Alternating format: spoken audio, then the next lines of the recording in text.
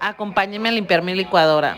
Ok, para esa parte de arribita que está bien sucia ya, vamos a usar bicarbonato con limón y lo vamos a dejar reposando ahí mientras la limpiamos.